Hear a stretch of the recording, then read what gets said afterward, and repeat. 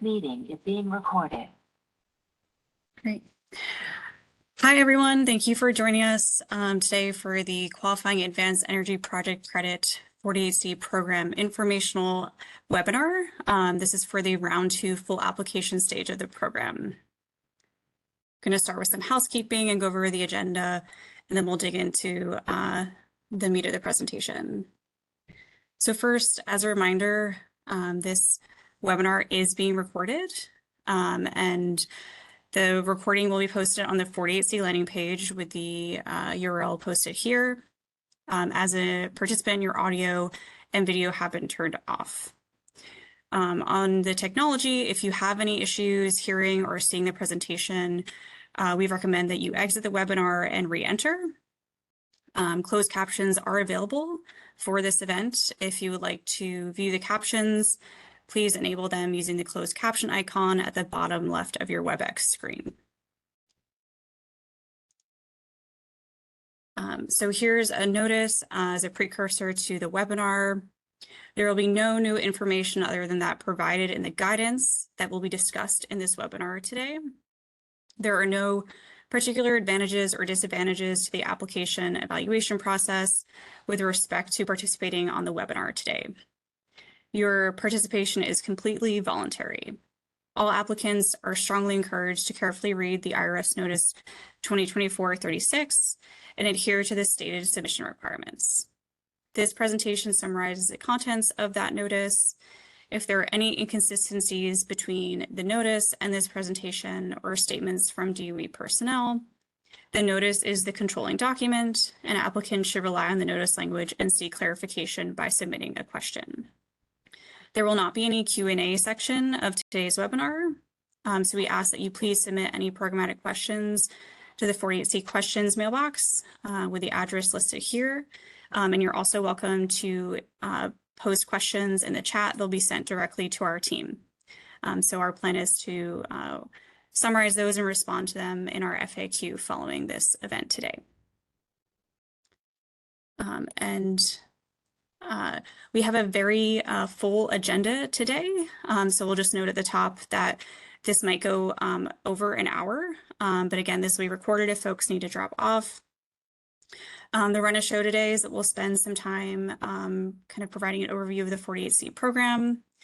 Then we'll discuss in depth the round 2 concept paper themes that we observed during the evaluation process, which are also now posted on the IRS website, and we've included the link in this webinar. And then we'll discuss the 48C application process and the required documents to submit at this stage. We'll also spend some time discussing how to develop a strong application, and then we'll conclude with some resources that may be relevant to you as you're working on your application, including some IWG resources for folks who have projects located or considering to be located in energy communities, the 48C portal, help center, and relevant resources, and the manufacturing capital connector. But first, I'm going to pass it off to Julia Sicardo, who is the Director of the Office of Manufacturing and Supply Chains, to provide some opening remarks. Thanks so much, Allie. And thank you all so much for being here today to learn more about how to apply for round 2 of the Qualifying Advanced Energy Project Credit Program, which many of you may know as the 48C program. As Allie mentioned, my name is Julia Sicardo, and I have the honor of being the Director of the Manufacturing and Energy Supply Chains Office, or MESC. MESC is one of the newer offices in the Department of Energy, and we are focused on partnering with the private sector to catalyze infrastructure deployment. Our office is deploying capital to restart the flywheel of American manufacturing, build out secure supply chains for our country's energy sector, and ensure that both we have the skilled workforce needed to construct and operate these facilities, as well as maintain what we need for a reliable and resilient energy future. All of our investments in manufacturing capacity and workforce are underpinned by supply chain analytics that leverage the network of 17 national labs that we have at the Department of Energy. These are focused on really making all of DOE's deployment office focused on MESC success and securing energy supply chains to drive stronger and more reliable and more resilient operations. In this portfolio, we are able to work in close partnership with the IRS to implement the 48C program, which is a $10 billion total competitive tax credit. This program has its roots really in ARA, in the American Recovery Act in the Obama administration, and is a newer and much more expanded version of that program. Those of you who have been following our initial operations may know we completed earlier this year a first round of the 48C program, where we announced about $4 billion in tax credits for over 100 projects across 35 states.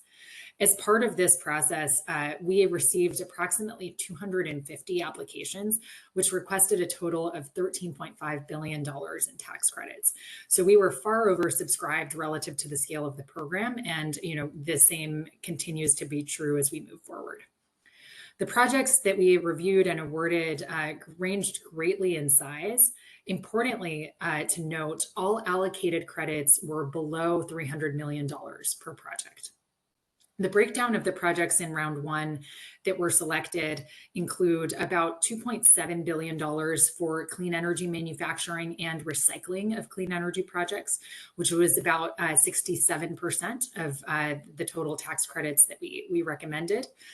Then 800 million approximately for critical minerals recycling, processing, and refining, which was about 20% of what we recommended in full.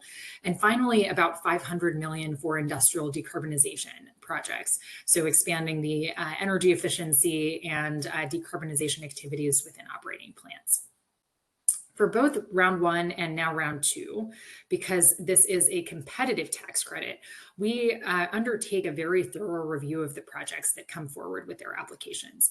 And we review them based on our usual criteria, the same that we take in our grant programs. So we ask, is there a strong business plan?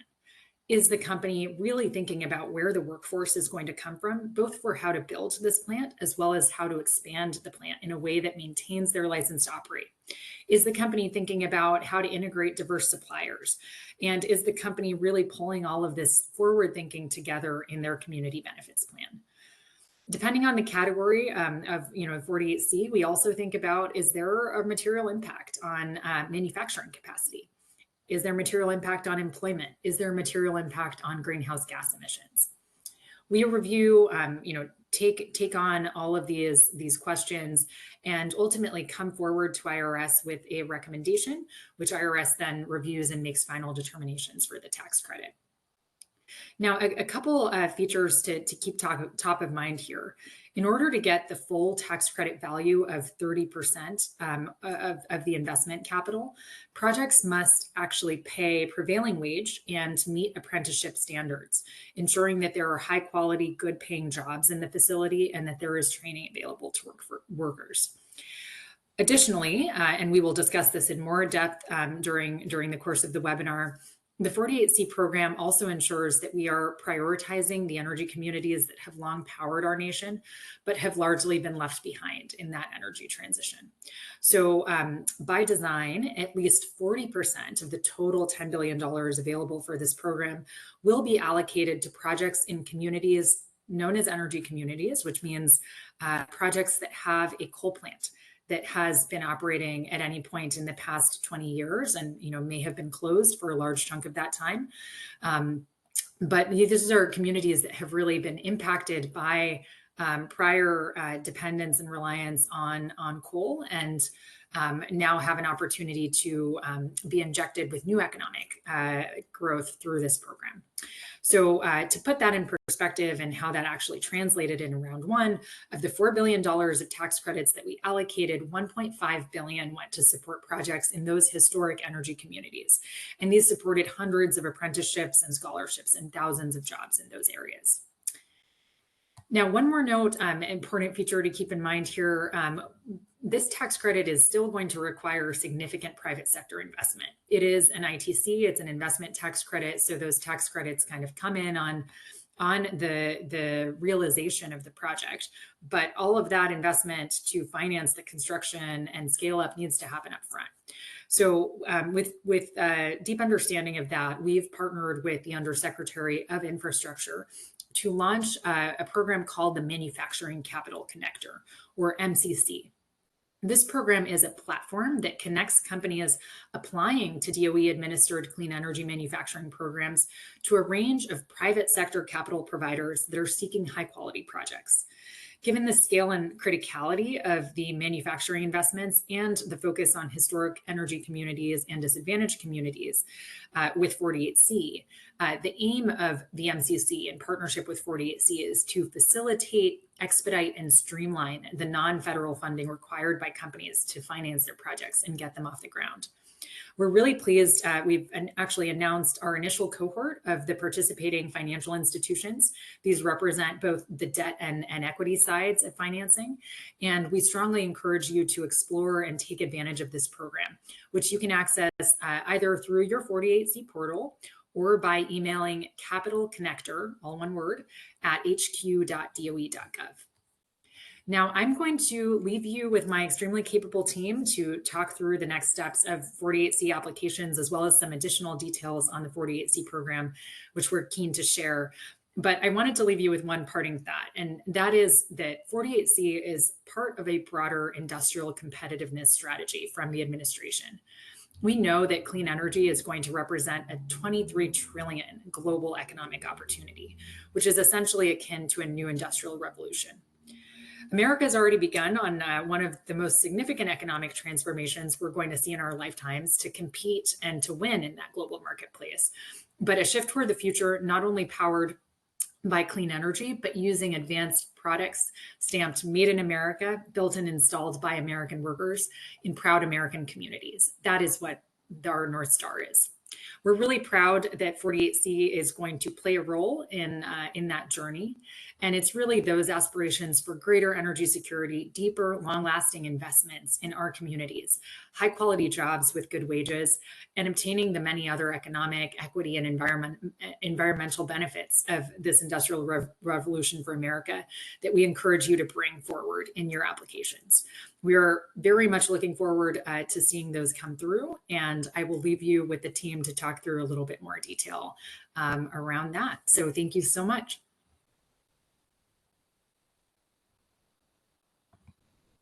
Great. Thanks so much for joining, Julia. I am going to pass it off to Summer Cavalli to provide some background on the 48C program. Okay. Thanks, Ali. For everybody, my name is Sharma Cavalli. I'm the program manager for the 48C program in the Office of Manufacturing and Energy Supply Chains.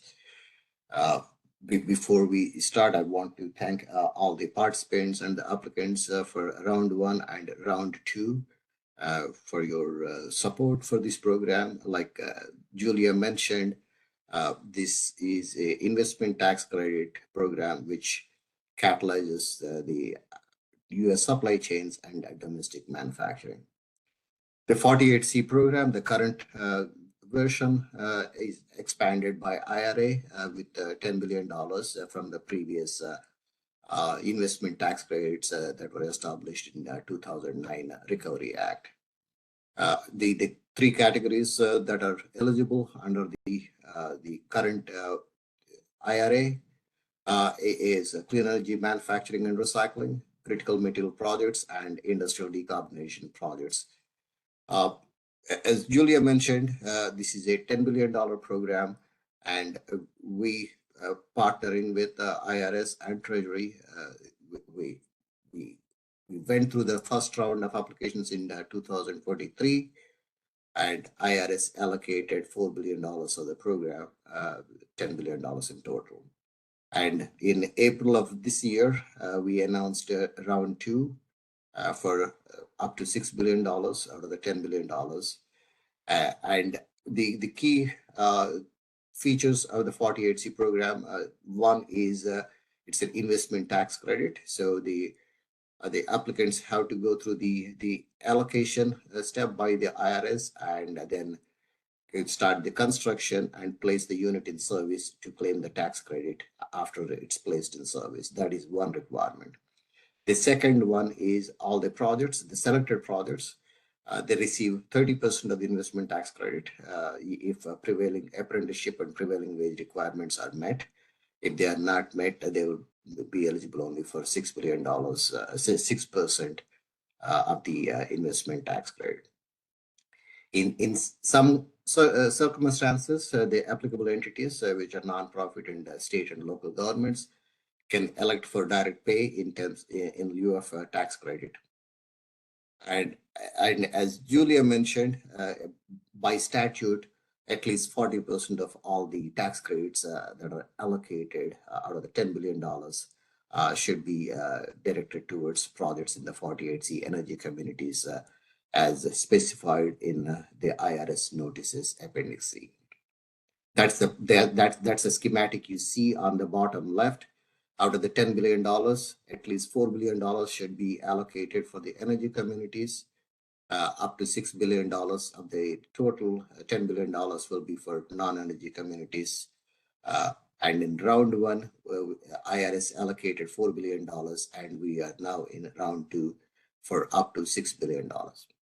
Some of the features which are common for both round one of 48C program and round two are these projects are open for all sizes. There is no predetermined minimum capital projects versus maximum capital projects.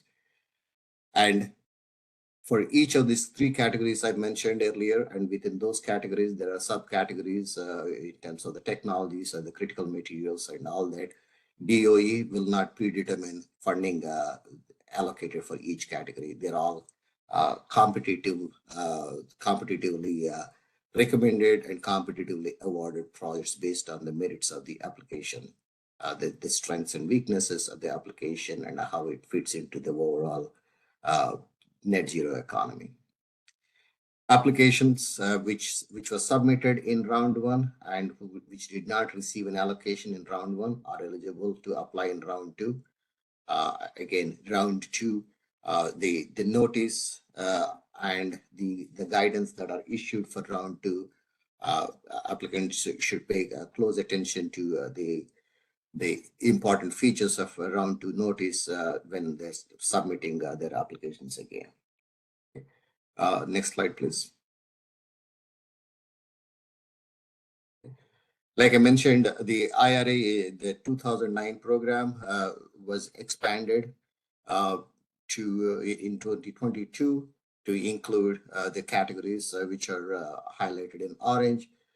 But at a high level, the clean energy manufacturing and recycling, the scope is to re-equip or expand existing lines or establish new industrial or manufacturing facility for the production or recycling of clean energy and energy efficiency technologies towards the goal of strengthening domestic clean energy supply chains and expanding the manufacturing capacity for products towards a net zero economy.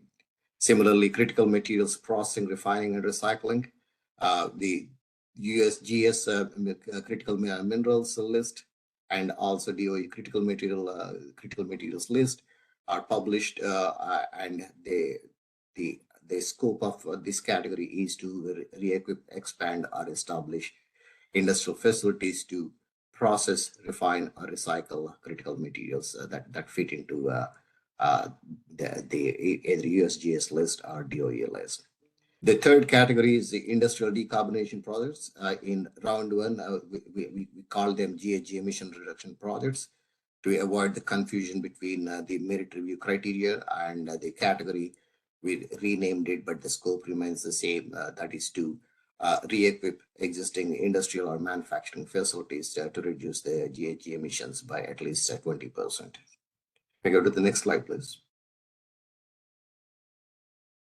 As Julia mentioned, round one was highly competitive and oversubscribed with a lot of good applications and good projects.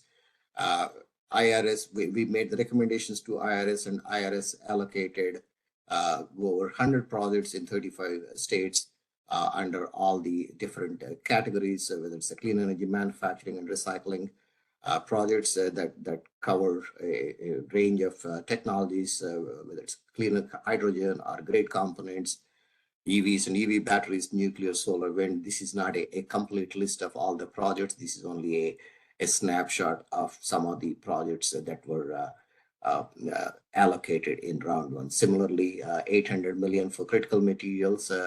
Projects include electric steel, lithium ion battery and recycling, and rare earth projects, and industrial decarbonization projects for 500 million allocation covering a diverse industrial decarbonization sectors, whether it's automotive manufacturing, biofuels, building materials, all the way to pulp and paper based on the eligibility of those projects. If I can go to the next slide. Okay, in round two, we maintained the eligible topics from round one in clean energy manufacturing and recycling, critical materials and processing, and industrial decarb, with an addition of under the clean energy manufacturing and recycling category, production of low carbon intensity materials and chemicals. That is a new topic that is eligible in round two, which was not eligible in round one. If I can go to the next slide. Okay. So quickly to talk about the timelines, as I mentioned, the round two guidance was issued end of April, and there was a lot of support from the industry in terms of the concept papers submitted, and we have completed the concept paper merit review and provided a non-binding encourage discourage notifications with feedback that the applicants can utilize in putting together full applications. And that opened the full application submission process on August 29th, and with a submission deadline 50 calendar days after that, that will be on October 18th at 11:59 p.m. There will not be any grace period on the submission deadline, so we encourage all the applicants to look at the requirements and put together the strong applications in a competitive process, and try to stick to the submission deadlines. Okay, and after that, we will the DOE will conduct the merit review on the full applications. We'll talk about the content of the full applications a little later, and we'll make our recommendations to IRS, and IRS will make the allocation decisions no later than January 15th, 2025. Okay, next slide, please. So similar to round one, we observed some common themes across the concept papers submitted for round two. My colleague Joe Levin will walk through some of the concept paper themes we observed in round two, and how the applicants can benefit from those themes. Joe? Thanks, Sarma. So next slide, please. As Sarma just mentioned, just to start off, DOE has reviewed all concept papers submitted for 48C's round two, and sent back letters of encouragement and discouragement. So just to kind of set the scene, DOE is unable to, at this stage of the process, conduct debriefings with individual applicants. But after applicants submit a full application later this year, if they choose to, applicants who are denied a credit may request a debriefing with DOE on its review of the applicant's application. However, that said, each applicant's letter of encouragement or discouragement includes one or more text bullets giving feedback on their concept paper submission. In addition, IRS has also published a document on irs.gov describing common issues, areas frequently needing improvement, and other themes DOE observed across round one and two concept papers. Applicants are highly encouraged to carefully read that document for observations and themes that may relate to your concept paper proposals, and more details that we'll get into in today's webinar. The document is available at the website address on the slide here, as linked to from DOE's landing page, the 48C landing page. So I'm now going to spend a few minutes talking through some of those major themes and areas for improvement that DOE observed in concept papers. So next slide, please. So Letters to applicants included one or more text bullets giving feedback in the following 9 areas if you add all the bullets and sub-bullets. The common themes document on irs.gov I just talked about includes a section on each of these 8 areas and more information. So again, very highly encourage reading that. I'll now go through 8 of these areas and some common themes DOE observed. And just a quick note that if I refer to the IRS notice in this section, I'm referring, unless I say otherwise, to IRS notice 2024-36, which is the latest IRS notice released for 48C round 2. Okay, feedback area 1. So next slide, please. For some submissions, first, some submissions did not include sufficient detail in their required documents. So some concept papers included inconsistent information. First, start by saying inconsistent information across the submitted concept paper file, the data sheet, and info entered directly into the web portal. So looking forward to full applications, if there are discrepancies in the full application, the Excel data sheet will be used in DOE and IRS's reviews kind of as the data that we look at. Also in this area, concept papers that did not include sufficient information for DOE to complete a meaningful review were discouraged. So please also read the section on sufficient details closely in the common themes document I talked about in the last 2 slides, including the need for a complete project abstract, the importance of including a clear description of project scope, and the specific product or products produced at a clean energy manufacturing and recycling facility. So very specifically, what is the product? And that applicants submitting multiple applications for different projects must clearly distinguish each project from one another. Next, some applicants submitted concept papers that did not have final project location or listed multiple possible locations for a single project. The location of this, again, looking forward to full applications, the location of the facility must be finalized in the full application, since it impacts multiple parts of our review, including whether or not us determining whether or not it is in an energy community. And finally, one quick note that when entering dollar amounts in the portal, in the data sheets, anywhere, it's important to enter numerals. Don't spell out the word million, for instance. We don't want 2.46 and then the word million. We want 2600000. Okay, next slide, please.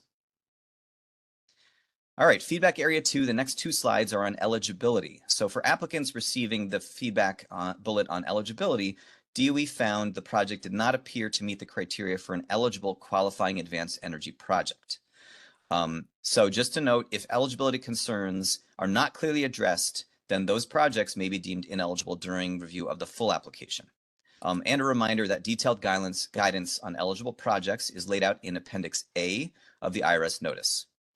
So this first slide on eligibility focuses on clean energy manufacturing and recycling projects. That's one of our 3 overall categories. Section 1.1 of Appendix A of the IRS notice describes the products a facility can produce after the 48C project is completed, so what the eligible property is. The IRS notice refers to those eligible products as specific advanced energy properties. On this slide, just to note, we'll refer to them as eligible products for simplicity. So for this category, this CEMR category of projects, the only eligible projects on this slide are in area 1. That's down in the lower left corner. These are projects that make investments to establish or expand or re-equip a facility's capacity to fabricate an eligible product. And that fabrication would happen after the 48C investment project is completed. So for example, for solar power, such a project could build a facility capable of manufacturing solar panels or any of their components. Or such a project could build a facility capable of fabricating components of biofuels reactor vessels. But the project itself, the 48C project itself, does not fabricate that equipment. It establishes the manufacturing capacity. So that is eligible, broadly speaking. Now for area 2 in that second column, which is ineligible under 48C, that area describes the operation of manufacturing facilities to produce eligible products. For example, the fabrication of electrolyzers or building a one-of-a-kind biorefinery component or reactor vessel. So that actual fabrication of eligible products, that is not eligible. Next, area 3, that's one to the right, also ineligible. Those are projects that procure and install eligible products. So some common examples of ineligible project types in this area 3 include the deployment of facilities that produce fuels, chemicals, or other industrial feedstock products, such as for example, the installation of a biorefinery equipment or the procurement of electrolyzers. Those are all area 3. That's deployment of eligible products, not eligible. The deployment of power generation facilities. So for example, installing a solar power plant or solar panels. So that is also the deployment of eligible products, not eligible. Again, this whole slide, this discussion right now is about the clean energy manufacturing and recycling category. Some of these that I just said, so for example, installing solar panels may be eligible under the industrial decarbonization category. That's to reduce emissions at an existing industrial facility. That's not what this slide is talking about. Okay, so note that new in round 2, I do want to note that eligible products under area 1, that lower left-hand corner, include re-equipping, expanding, or establishing facilities capable of producing low-carbon energy-intensive materials, such as low-carbon cement and steel, as described in section 1.1 of Appendix A of the notice, of the IRS notice. And one quick note that multiple types of facilities in this slide can coexist within the same company or organization. And multiple types of facilities across these areas can even be in the same building. But what's important is that the investment covered by a 48C project can only be those in area 1 in the lower left. Again, all under the clean energy manufacturing recycling category. Next slide, please. So this is our second slide on eligibility. So next up, there are several other common themes that we saw around project eligibility we want to go over. So first, projects described in an application are only eligible if they clearly describe the project activities included in the qualified investment. So this includes, among other things, the facility involved and whether it's being established, re-equipped, or expanded, specific activities supported by the project's qualified investment, what the facility will produce, and what feedstocks serve as inputs. Next, some papers were submitted in the wrong project category, meaning clean energy manufacturing recycling versus industrial decarbonization versus critical materials projects. Submissions must be eligible in the category selected by the applicant. If a project could be eligible under one category, for example, clean energy manufacturing or recycling, but it was submitted by the applicant under a different category, industrial decarbonization, it will be found ineligible. So please choose your project category with care.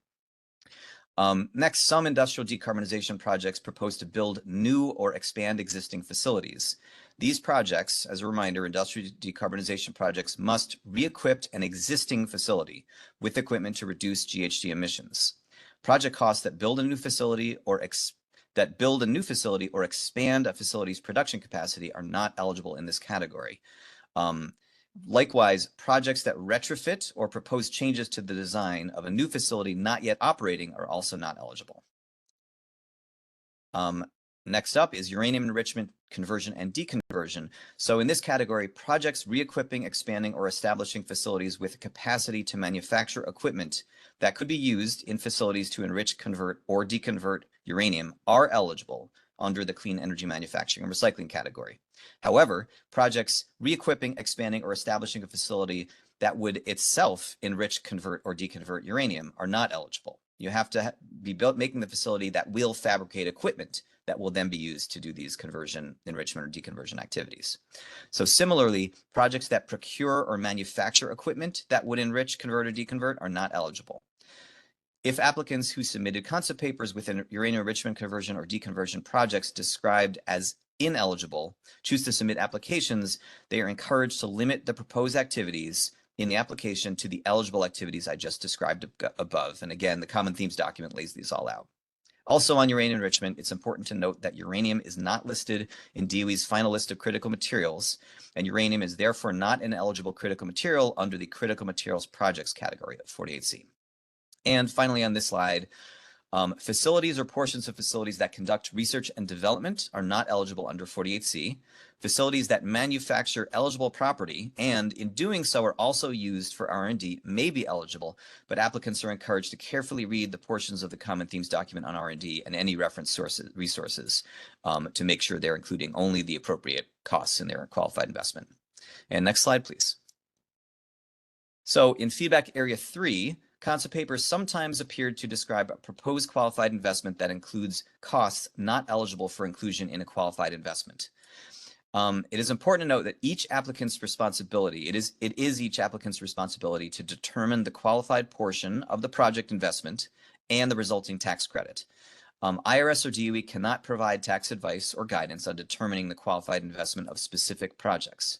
We can, however, point out common reasons that qualified investments appear to include costs that are not eligible for inclusion. So, a few items. Some proposed projects included the costs of constructing or expanding a building.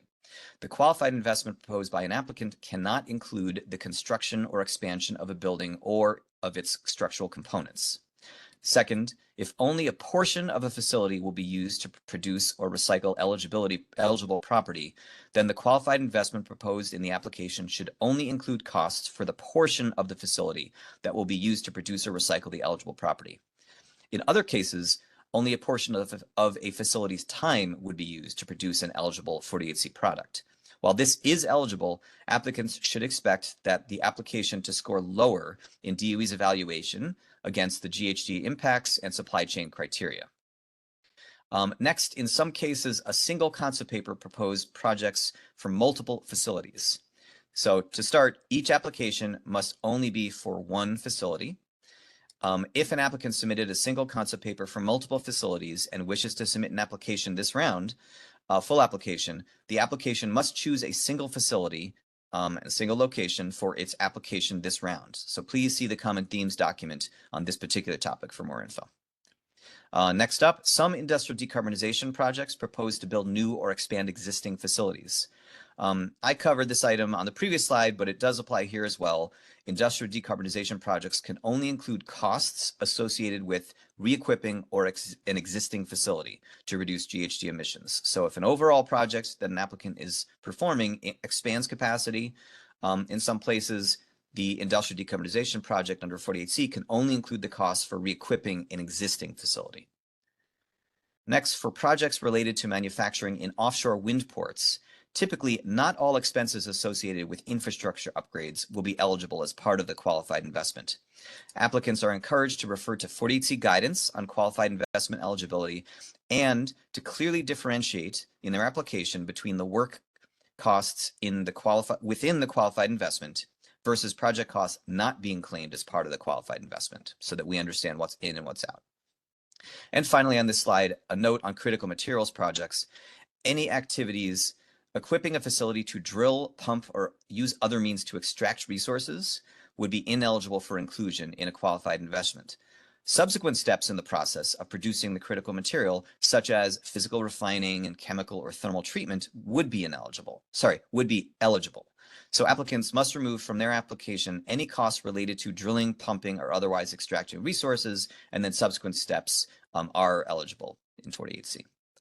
In all of the above examples on this slide, applicants must not include expenses in any of these ineligible areas in their full application's proposed qualified investment, and please be clear what costs are included and what are not included in the qualified investment. Next slide, please. So in feedback area 4, overall, applicants who receive an allocation letter for a credit, and again, in Sarma's chart, that showed that would be no later than mid-January. Applicants who receive an allocation letter at that time from IRS for a credit after submitting a full application must provide documentation to DOE within 2 years from that point, demonstrating they received the needed permits and met other requirements of the program. After that point, after receiving certification, applicants then have an additional 2 years, up to an additional 2 years, to place the facility in service and to notify DOE. Applications that appear unlikely to meet these required timeframes are highly unlikely to receive an allocation under 48C. Next slide, please. So now we're entering the 4 selection review criteria that DOE uses to review applications. So this one, likelihood of commercial viability. Applicants receive this feedback bullet if their concept paper did not sufficiently demonstrate their project's likelihood of commercial viability. Note that for commercial viability of clean energy manufacturing and recycling projects and of critical materials projects, applicants must be clear and offer details about offtake from their facility, such as offtake agreements. In some industries, having advanced commitments for offtake is less common, but applicants should still clearly explain the nature of offtake in their industry and if and when they expect to secure offtake. Next slide, please. This one is the greenhouse gas emissions impact criterion. Applicants receive this feedback bullet if their concept paper did not sufficiently demonstrate the net impact on avoiding or reducing anthropogenic emissions of greenhouse gases of a proposed project. For industrial decarbonization projects, some concept papers did not include any details about emissions accounting. Applications, if submitted, must include emissions accounting for DOE to evaluate whether the project meets the 20% greenhouse gas emissions reduction eligibility requirement. Next slide, please. On to the third technical review criterion, strengthening supply chains. Applicants receive this feedback bullet if they didn't sufficiently demonstrate the project's ability to strengthen U.S. supply chains and domestic manufacturing needed for a net zero economy. In some cases, a proposed project would produce multiple eligible products. It's important to note that DOE will evaluate the application by determining a combined score for all included products. So combining a component or a product that scores highly in the same application with a lower priority component may significantly lower the score of the entire application. Also, some components were not sufficiently specialized in some concept papers for an eligible clean energy product. This is about specialization. Eligible components proposed under the clean energy manufacturing and recycling category should generally be specialized components required for eligible clean energy products. Non-specialized components that are used broadly for products beyond those eligible under 48C are likely to score low when evaluated against the 48C evaluation criteria. Next, a concept paper may have scored lower on this supply chains criterion if it did not demonstrate that a 48C tax credit is needed for the project to move forward, or that the credit, if received, would significantly expand domestic manufacturing beyond what would occur without receiving the credit. Applicants with this issue might consider other programs that may provide support tailored to their projects, such as loans or loan guarantees offered by DOE's Loan Program Office. Or if a 48C tax credit is needed to move forward in the project's proposed form, the applicant should work to demonstrate in the application the need for the credit and to explain the differential impact to manufacturing capacity that would be enabled by the 48C credit. Next slide, please. Okay, and this is the fourth review criterion, workforce and community engagement. So a number of factors should be included in a 48C application's workforce and community engagement section. I'm going to go over a couple. The commitments and impacts described should be specific to the applicant's proposed project, not just the overall applicant's organization and what they do in other projects or elsewhere, and include details focused on project-specific activities. And for this criterion overall, applicants are highly encouraged to see criterion 4, workforce and community engagement, in the appropriate section of the IRS notice. For detailed information, what we show here on this slide is just a few of the important criteria that we score this workforce and community engagement criterion again. So again, we highly encourage all applicants to read through that portion of the IRS notice with detail and provide very specific commitments on the specific project. Next slide, please. And finally, DOE observes several other common issues and areas frequently needing improvement across concept paper submissions. So first, large projects. Due to the limited amount of 48C credits available compared to the total credits requested by applicants, DOE is unlikely to recommend to the IRS projects with a very large qualified investment. For context, the 48C program did not select any projects in round 1 requesting tax credits larger than $300 million. Applicants with very large projects may consider reducing the proposed qualified investment and the resulting tax credit requested in the round 2 applications if they want to improve their chances of receiving an allocation in round 2. Second, if an applicant submits a round 2 application for a project that is the same or related to a project that received an allocation in round 1, they must communicate the distinction between the two projects. So please see the common themes document posted on irs.gov for more specifics about this. And finally, for projects located in a 48C energy community census tract, a few thoughts. Applications who indicate their project is in an energy community must confirm their project is located in an energy community census tract using the resources provided by DOE and the IRS. For more details, please see this section of the Round 2 Common Themes document, which refers to resources for specifically confirming energy community status.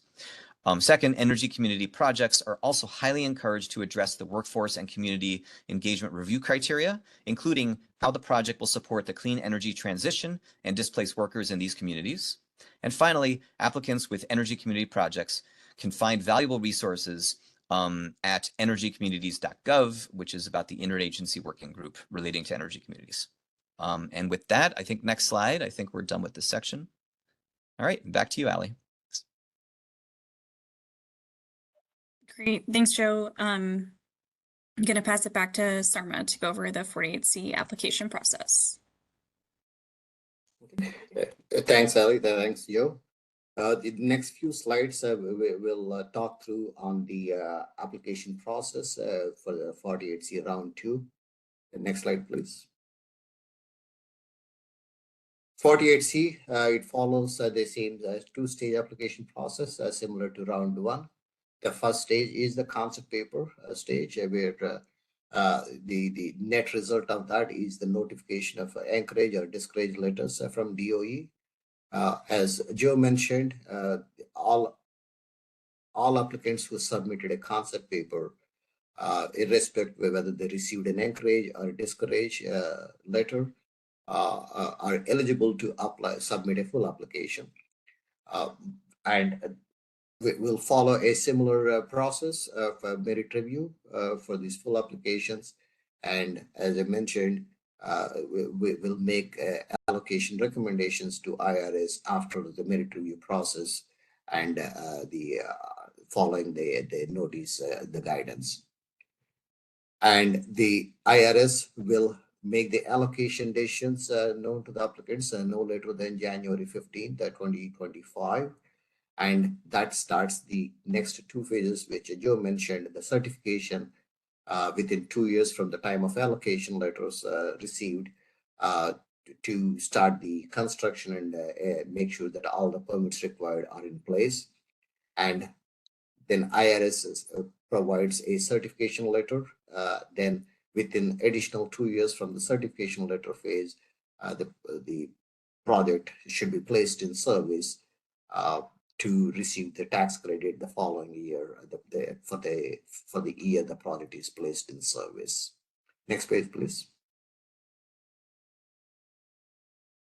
For the big difference between round 1 and round 2 is all the application, the concept paper application and all the interactions with the applicants will happen in round 2 on the DOE 48C portal. The link provided there, that is where all the application, the concept paper submissions happened, and access to the site is via registration by the applicants, and the similar work process will apply for the full application phase also. Next page, please. Okay. For the full application, there are multiple documents. It's more detailed compared to the concept paper phase, where in terms of the information we seek to conduct the merit review and identify meritorious projects to recommend to IRS. The project description, we provided the templates for all these different submissions required from the applicant. On the 48C applicant user guide is available on the portal. The full application forms and templates are available, and additional information is available on the 48C landing page. But broadly, at the full application stage, there is a project description template with a maximum of 30 pages, and workforce and community engagement plan, maximum of 5 pages, and datasheet template for all the 3 categories, asking for additional information, business entity certification, and the information that the applicant submits on the 48, the Salesforce portal while submitting the application. In addition, the applicants are encouraged to submit attachments to strengthen their project description and the application process, and those are available also on the 48C portal. Next page, please. To there is an applicant, 48C applicant user guide posted, and here we have a video that walks through different screens you will see while submitting a full application to help with the application process.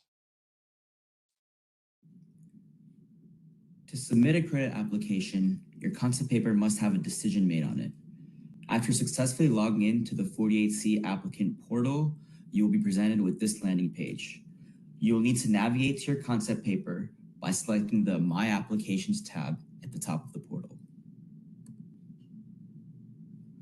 Once you are inside of the My Applications tab, you must select the Concept Papers tab to view the concept paper you submitted. Under the concept paper status column, you want to ensure your concept paper has a decision, either encouraged or discouraged, published on it.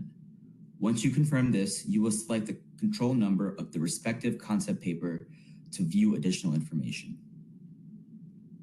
Here we have an encouraged concept paper, so I'm going to select this control number here.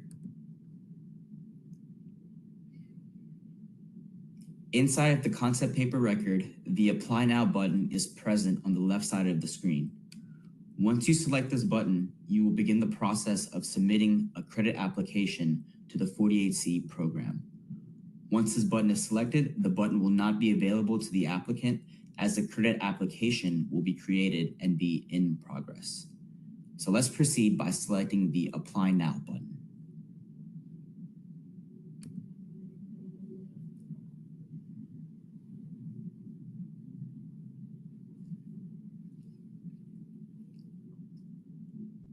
After selecting the button, you are in the Organization Information section of the application.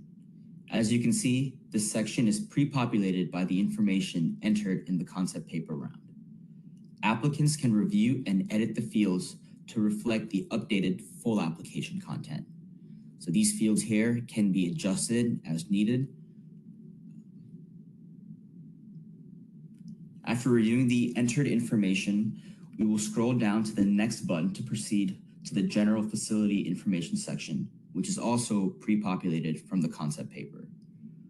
Once the next button is selected, any information entered will be saved so applicants can continue working on their application submission if they can't complete it all at once. I'm gonna hit Next. As I mentioned earlier, we are in the General Facility Information section.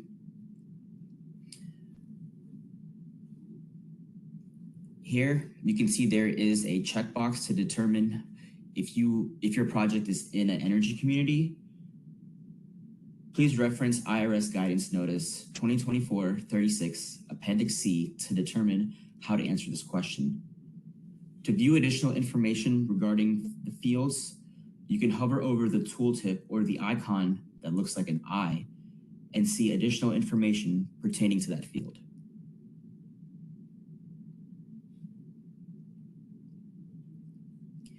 After confirming the information in the General Facility Information section and selecting the Next button, we will proceed to the Business Point of Contacts information section.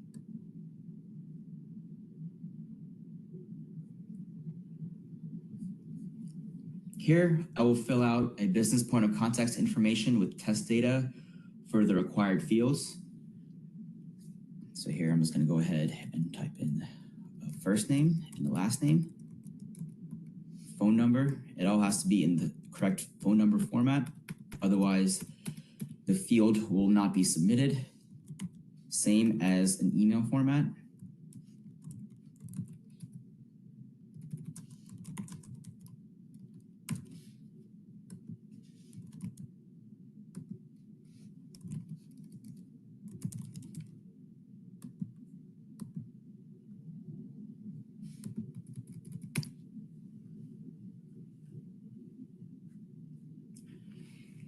If the business point of contact is the same as the administrative point of contact, I can select yes to pre-populate the next section.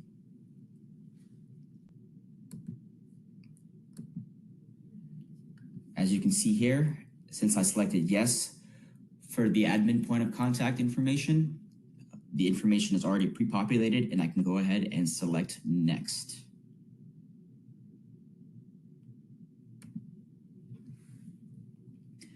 Additionally, applicants will be required to submit key personnel information in this section. DOE recommends adding 2 to 3 individuals in your organization as key personnel to make sure there is enough coverage on the credit application in the event there is a change in the organization. Again, I'm going to fill out some test information here for key personnel.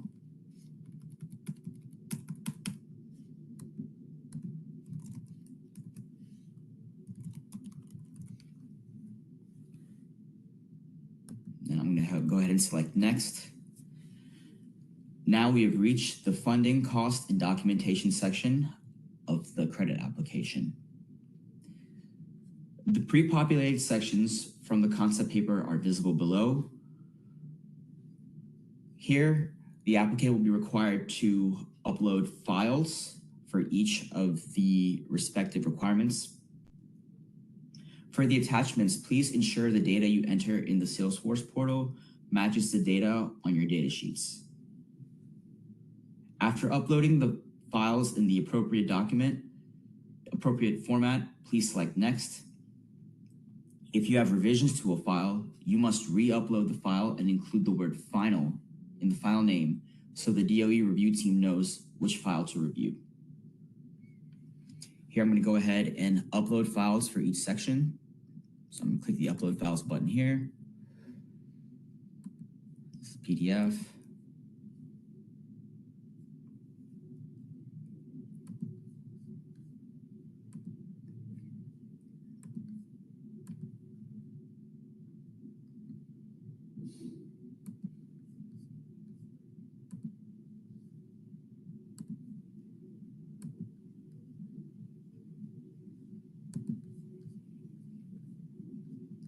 For the data sheet, the file format will be in Excel. So I'm going to go ahead and upload the Excel.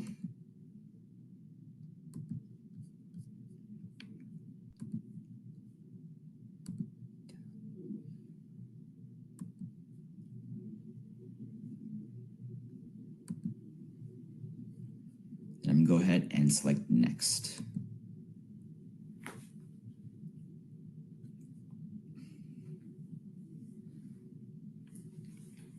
Now we have reached the inside of the new credit application record with the information populated.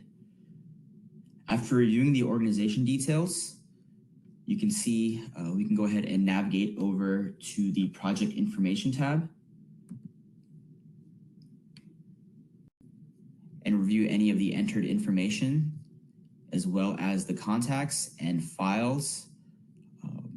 And to submit the application, you have to press the submit button here.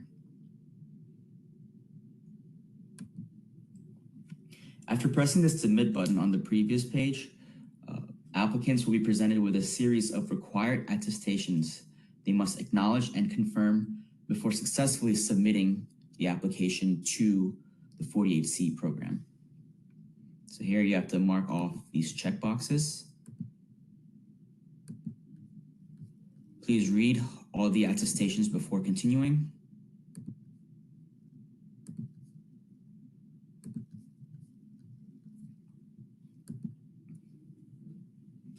And we're going to go ahead and confirm these attestations here. Now the applicant will be presented with a submission confirmation, and you can go ahead and close this notification out.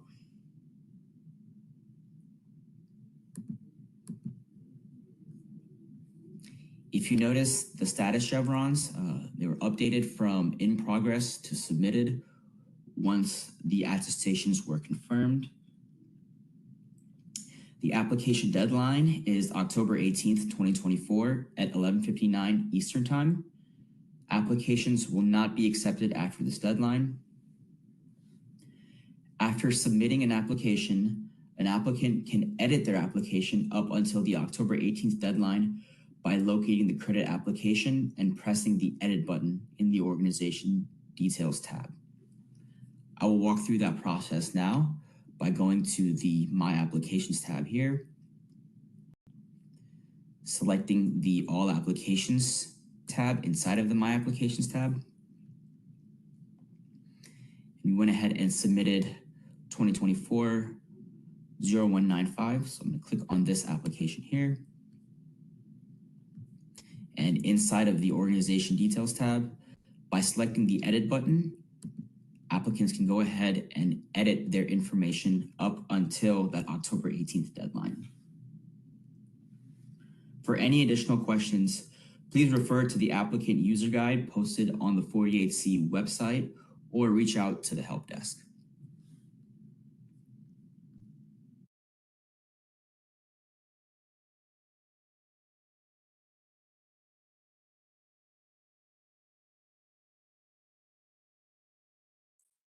So as the video suggested, the 48C applicant user guide is a good resource in addition to the 48C landing page and the IRS notices. After the submission deadline for the full applications, DOE will conduct a series of steps. First, to ensure compliance and eligibility of the submissions, and followed by a technical merit review along the merit review criteria listed here and also discussed earlier. And then for the full the application stage, DO recommendation will include portfolio of projects that help to achieve the goals of the 48C program. This recommendation will be based on a combination of the merit review criteria, merit review process, as well as the application of program policy factors mentioned in the guidance. As I mentioned earlier, DOE makes the allocation recommendations to IRS, and IRS, after its due diligence and review, will send a letter of either allocation or denial. In the case of a letter from IRS denying the allocation, applicants can request a debriefing with DOE on its review of the 48C application. The denial letter will include instructions for requesting such a debriefing. Next slide, please. Some of the helpful tips in full application submission, some of the common themes we saw in round 1 and also in round 2. Be consistent and clear with information provided in the application document, data sheets, attachments, and the portal data. When there is consistency of information across these different places, that helps with the merit review and also strengthens the application and in the allocation recommendations. Choosing the category and the product description that applies to your project. It's the responsibility of the applicants to choose which project category they want their application to be considered and provide a clear description rationale for that. We talked about the application deadline, October 18th.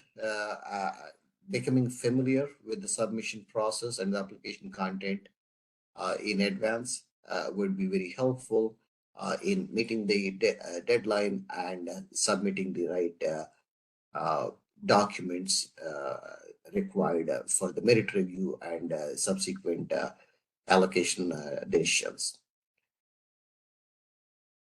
The service desk is available throughout the submission phase. 48C questions at hq.doe.gov is the email address that can be used to submit your query on the application process, either programmatic or the technical.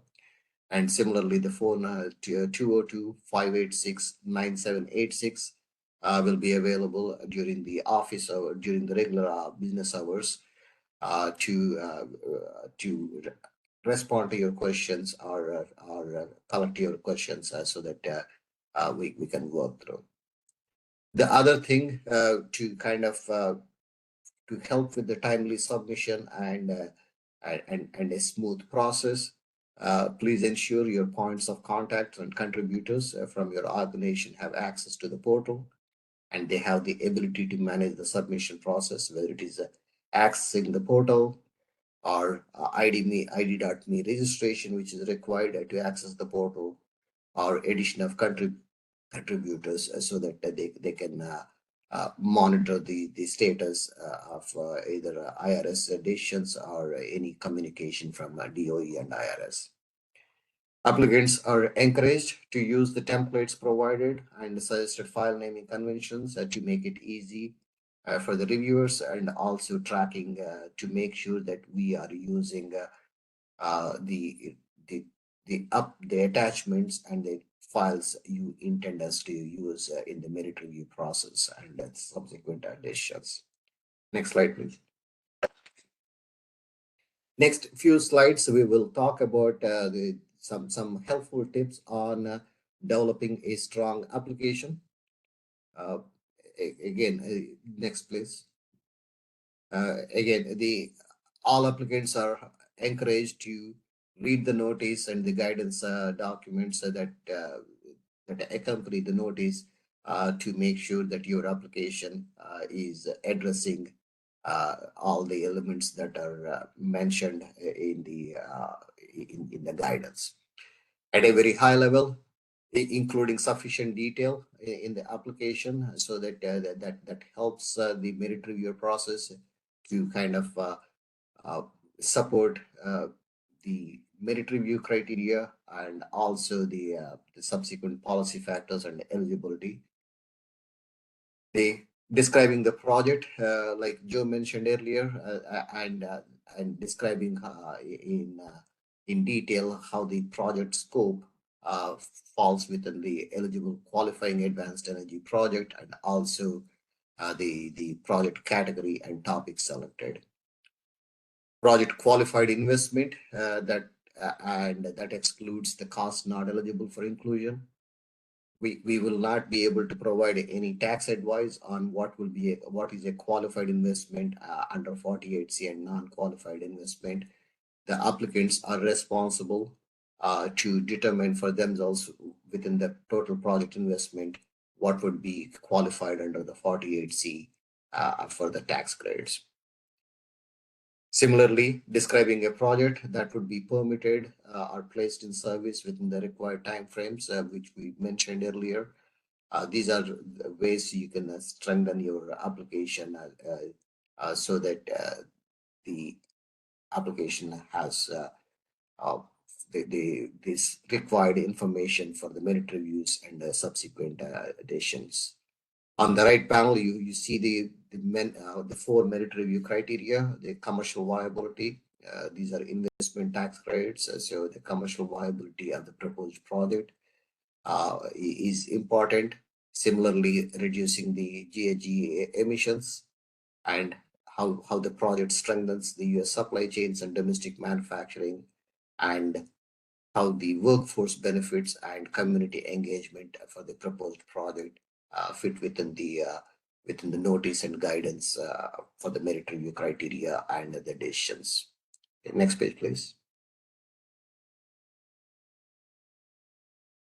We talked about the four merit review criteria. I will not go into the details of each merit review criteria, but please refer to Appendix B of the Notice 2024-36 for a complete list of technical review criteria, and pay attention to how each of these applications will be reviewed and considered in the merit review process.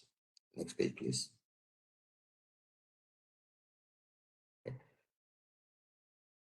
We'll not go through all the four merit review criteria, but we'll quickly go through the commercial viability and workforce and community engagement. For commercial viability, the project schedule and time from the certification to the completion, the readiness to proceed, and the extent to which the tasks are well described and important risks and mitigation strategies are identified, particularly with the evidence on firmness of the site selection and progress towards securing the required permits and contracts and agreements and milestones. Strength of the business plan. It should include the estimates of the market share and what is the growth potential for the market and price competitiveness of the product, and the sources and certainty of funding, the reasonableness and realistic nature of the proposed budgets and the spending plans, and whether the investment proposed under the project is profitable, and the financing arrangements and the supply chain and acquisition strategies and purchase agreements, and also on the offtake agreements, arrangements for the products. Okay, the strength of the proposed management plan, including the track record for of success in areas relevant to the project and the corporate health of the applicant. These are some of the key elements in the commercial viability merit review criterion that would strengthen the application. Next slide, please. For the next section, we are going to focus on the workforce and community engagement. I will request my colleague Jordan Dickinson to describe what would make a strong application for 48C from the workforce and community engagement perspective. Jordan. Thank you, Sarma. Appreciate this opportunity. I think Joe went over some of the criteria that's in the IRS guidance, so I definitely would encourage you to read that over. It explains in details of some of the areas that we're looking at. But with workforce and community engagement, our goal is to ensure that we are creating jobs, which is a major component of this tax credit from what Congress directed. We are reducing barriers to transferring skills from some priority areas such as coal mining and energy production and automotive production over into new manufacturing areas. And also importantly, we would like to ensure that projects are de-risked and that they have the greatest chance of success. Community opposition, not having a qualified workforce, a skilled workforce, community who is opposed to projects due to local environmental impacts are all huge risks to the project, and we would like to see in detail how you could address those. I'll go to the next slide. So again, our goal here is to decrease project risks and delays due to community or labor opposition, decrease health and safety risks to workers and communities. At the same time, we want to make sure that we're increasing the participation of affected stakeholders in decision making. That includes economic development agencies, but also importantly, local elected officials and community-based organizations, neighborhood groups, environmental groups, things that are all very local to the project. We want to make sure that there's opportunities for two-way communication so that you as an applicant and you as a creator of manufacturing opportunities are able to have a way for the community to express any issues that they may have or ideas to improve on the project. We also want to make sure that we are focusing on workers and communities and how we are ensuring that there's a plan to recruit high quality skilled workers. And there's a number of different areas that we provide guidance on how to do that. And then finally, we as the Biden administration have a goal of ensuring that 40% of all benefits for our projects go to local and disadvantaged communities. So when you are considering talking about how the benefits will spread to the local community, we would like it to be as specific to the local community as possible. General or company-wide policies would not be applicable. We would like to know how it affects this specific project. Next slide. So just diving into a couple of these areas on job creation and workforce continuity. So, here we look at a certain amount of areas to ensure that these projects are able to recruit high quality and skilled workforce. The jobs, according to in the manufacturing sector and the energy sector, are in very high demand, and so we want to make sure that workers are attracted to these projects and that you guys can fulfill the jobs that are required from this project. So one of those areas is paying above average wages and benefits. Including details about those wages and benefits would be really helpful in the application. Providing as much detail about starting wages, how much different benefits you'll be providing in specific numbers as possible is really helpful. Also ensuring that there's job training available as workers transition from other jobs into these new jobs, what sort of supports you're going to provide for those workers. And again, being as specific as possible to the project is really helpful. Of course, we want to make sure that everyone is able to go to their jobs and return home safely to their families. Many of these manufacturing jobs can be new or dangerous, and so we would like to know in detail about how you are going to ensure health and worker safety. A manufacturing facility or a construction project that has to stop due to safety concerns is a huge risk to us. So we would like to know how you are going to mitigate those risks. And then finally, affirmative support for worker organizing and collective bargaining. We would like to know if you are pursuing a project labor agreement or if you are in support of workers who would like to expand beyond the minimum requirements under the law. An affirmation that you will follow all laws applicable for labor rights is not an additional commitment. That is the baseline. So we would like to know what you are doing above and beyond for that. And I'd say on any of these, but especially the affirmative support for worker organizing and collective bargaining, letters of support are great examples of how you are going to do those things, and we would appreciate that including your application. In addition, if you have letters of support from community-based organizations or other entities that you're working with for any of these areas, please include them in your application. Next slide, please. So just drilling down to the construction phase of jobs, which is the focus of this tax credit.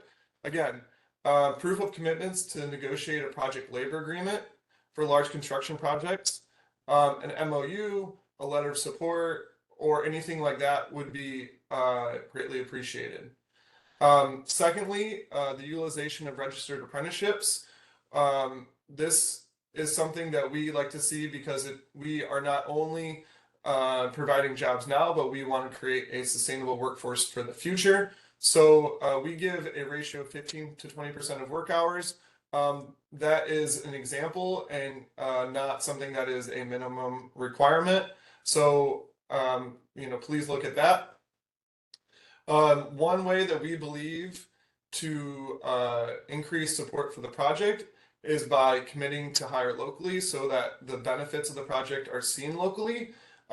We give an example of 50% of jobs or negotiating a community workforce agreement. There are details on the websites described on what a community workforce agreement could be, but some examples could be there's a commitment to hire a certain percentage of workers from a locality or from a certain trade. So something like that would be something we would like to see. We have also a preference of obviously making sure that people are trained and credentialed for the workforce. So a national journey card credential is important to show that. And then finally, of course, with anything, a detailed description of wages and benefits for the construction of the project are really appreciated. Next. So we highlighted these on a high level, but here's a little bit more in detail. So the operations jobs, which are separate from construction jobs, we'd like to see commitments to support worker organizing and collective bargaining. And there are a number of examples below. Anything, especially on a neutrality agreement, that you have a signed agreement or signed agreement with any labor unions. We would like to see evidence of that. So please provide that. And then on the commitments to provide high quality jobs, not only are we looking at above average wages, but wages that are in the 75th percentile for their industry and for the relevant occupations. We look at National Bureau of Labor and Statistics data to compare that to. So when looking at what you should benchmark it against, please look at the BLS data. That is what we use. Paid training and tuition reimbursement for training. Please include not only if you do that, but specifics on how much that would be provided. If any sort of support for job training in addition to the training itself, like tuition, but any support that you could help workers as they do job training, that would be appreciative. Looking at like support for childcare, support for wages and other benefits while people are doing training. And then finally, we talked about this a little bit, but the establishment of a health and safety committee for their hourly production with participation from a broad variety of workers, that would be helpful. Next. So we also, as I mentioned, want to ensure the timely project completion and making sure that we engage the local community. Things, as I mentioned, that can hold up projects is permitting delays, opposition to construction, lack of workforce. So negotiating and engaging with communities early, often, frequently, we have seen more success in projects if that's happened. One way to formalize some of that is through formal workforce and community agreements. And that ensures remedies and accountability on both sides. A community benefits agreement or a community agreement where a broad set of stakeholders locally you can work with to have a legally binding agreement that the company will uphold some commitments and the community will agree to support or not oppose a project is one opportunity to address that.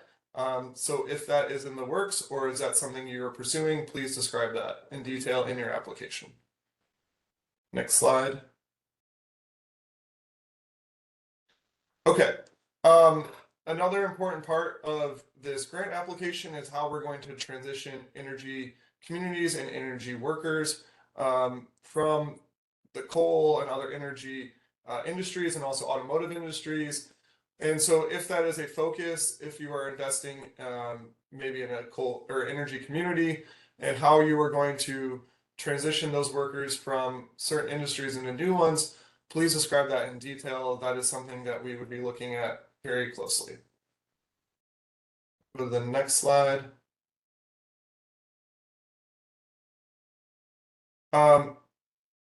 Again, we talked about this a little bit, but it's never a bad idea to emphasize as much as possible the things that we look at.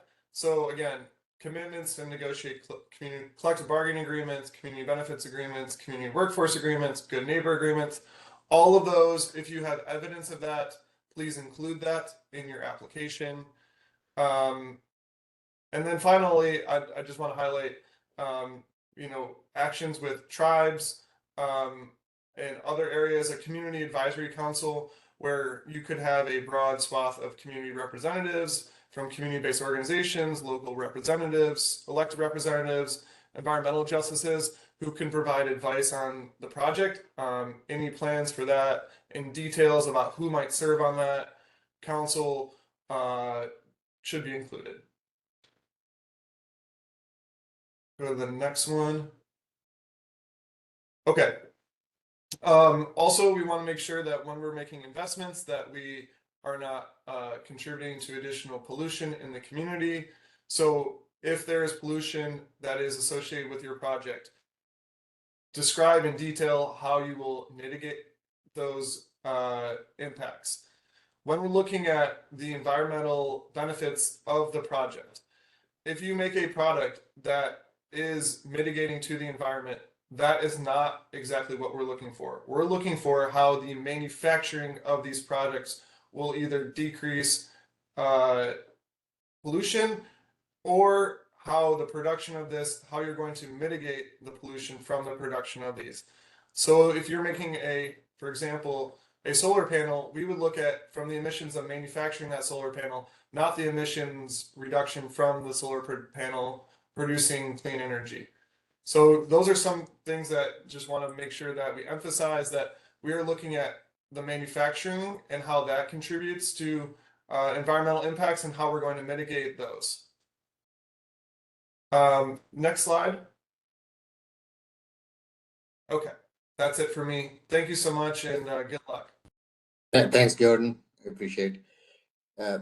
So we'll go to the last section on resources and questions. That will be helpful. Next slide, please. We talked about the 48C energy communities. So there are multiple resources available from interagency working group on energy communities listed in the notice and on the websites shown here.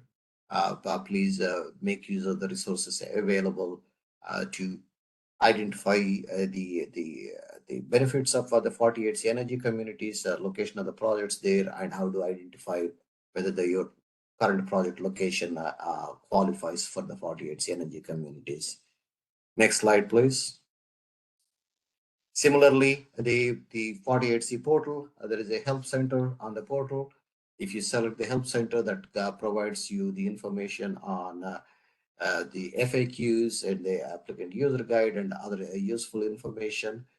And like I mentioned earlier, there is a 48C program landing page that has a lot of information that will be helpful in putting together a strong application.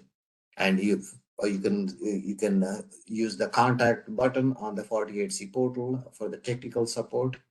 If you have any technical questions that we'll try to address as promptly as possible.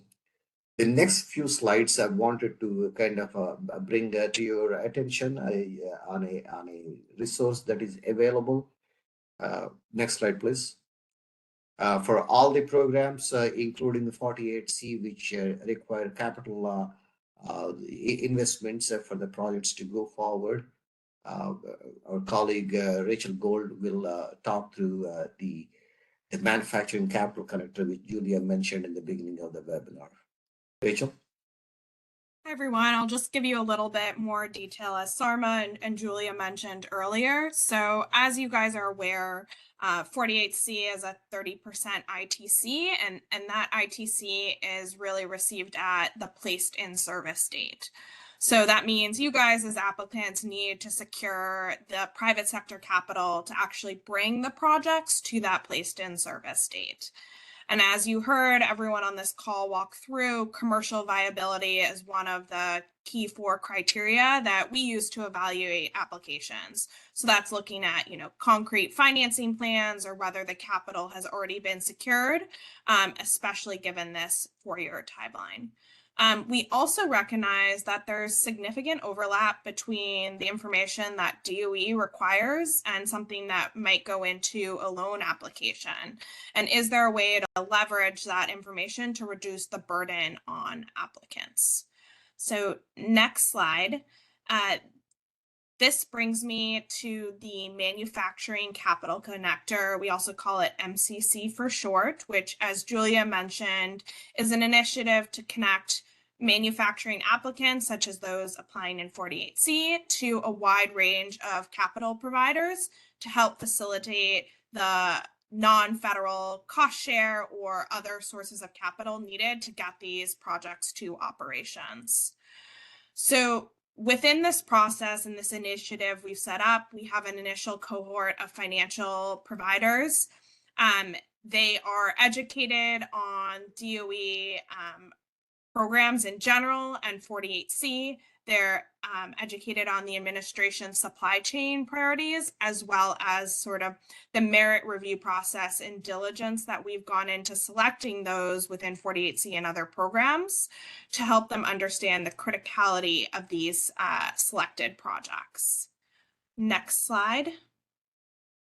So before I explain a little bit more in depth about this program, I just want to give a little rules of the road. So MCC is available to any recipient or applicant of DOE administered clean energy manufacturing programs. So that's those even beyond 48C. And I do want to highlight participation in the MCC is entirely voluntary, and applicants that utilize MCC do not receive any special considerations over other forms of capital that they may bring to the application process. Those that were already selected for awards, such as in round 1, 48C or other programs, are also welcome to utilize the platform. Next slide. So briefly here, this is sort of what the MCC platform looks like. So interested capital providers are listed on the MCC page. We utilize, and there's a little write-up, and I'll get to how applicants can sort of find this page in a second. But financial providers have provided best practices. We use this term as this is in our regulatory authority to set up this type of program. But these are details on what capital providers can provide in terms of experience, qualification, the types of capital they can offer, types of debt or equity, minimum and maximum ticket size, and response time. So you can see sort of a screenshot on your right of the slide here that sort of shows what this platform will look like. And we have an initial cohort that's already on this page from the likes of Blackstone and Carlyle and Macquarie. And so please go and check that out and see if any of this would interest you guys. This would be up to the applicants to sort of reach out and send their application material over to these capital providers. And there's a number of instructions on this page. So reiterate, please read the whole sort of intro before you get to this capital provider table. And so this program is up and running right now. We encourage applicants who need to find financing to utilize this source if necessary. Applicants can reflect the use of this platform in their application narrative or with letters of support or intent as attachments to their full application. Next slide. So just as we know, Salesforce to just help you guys navigate how to get here and make it easy so you can find it in the future. Logging into the Salesforce platform, you select tax credits in the header, and then you scroll down to the page. There's a big button that says the Manufacturing Capital Connector. This will take you to a page which is outside of Salesforce and outside of the 48C process, where you can see some instructions and the list of the capital providers that are participating in this program. That's all for me. Next slide. Thanks, Rachel. I appreciate it. To summarize the information, there is a lot of information available to help with the applicants on the 48C portal, where you submit your full applications, and the service desk and the phone number is listed there, and 48C questions mailbox. That's another way to reach us for any questions. For tax related questions, the irs.gov has the information on the updated guidance and the FAQs. And to access the portal, the Salesforce portal, and changing any information there regarding id.me, you can visit the help.id.me link given below. Before we wrap up this, again, all this presentation will be posted on the 48C landing page, the slides and the recording, and the service desk is available for any questions, and we aim to respond as promptly as we can. To close out this webinar, we want to thank all the participants for your time and your support to the 48C program. and in looking forward to seeing the strong applications for round 2. Thank you very much.